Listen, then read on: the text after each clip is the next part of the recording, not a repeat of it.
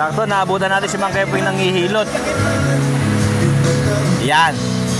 Ayun yung, ano eh, yung talagang moves ng panghihilot eh. Yan. Kung gusto mong magkaganda-ganda yung buto mo, magpahilot ka. Boss, hindi ka tatakbo. Ayun, hali.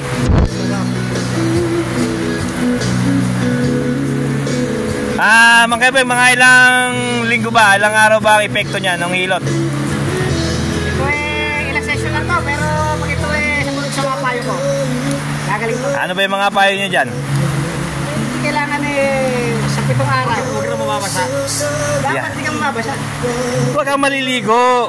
Tangina, pati brief ko basa kayo.